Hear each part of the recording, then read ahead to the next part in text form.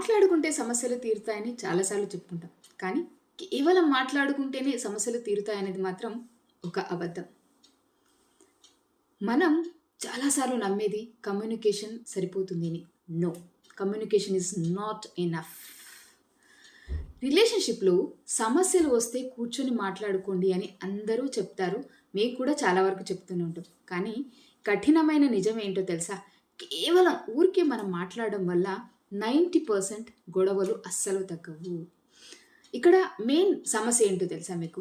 ఎందుకంటే గొడవ జరిగిన ప్రతిసారి మనం అక్కడ సమస్య గురించి మాట్లాడట్లేదు.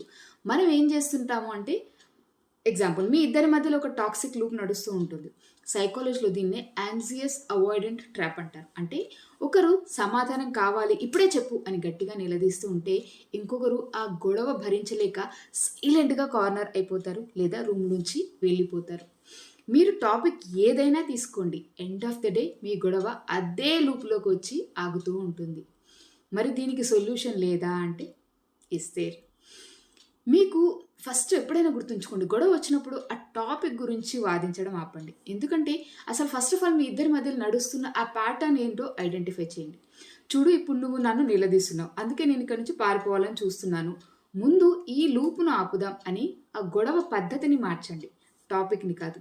మీ గొడవ లూప్ని ఎప్పుడైతే బ్రేక్ చేయగలుగుతారో అప్పుడు సగం సమస్యలు తీరుతాయి. సమస్య మనుషుల్లో లేదు, మీ మధ్య ఉన్న ఆ లూప్లోనే ఉంది. ఈ సైకాలజీ ట్రిక్ మీకు నచ్చితే ఈ రీల్ని సేవ్ చేసుకోండి, మీ పార్ట్నర్కి ఖచ్చితంగా షేర్ చేయండి. మరిన్ని వీడియోల కోసం ఫాలో అవ్వండి. నమస్తే.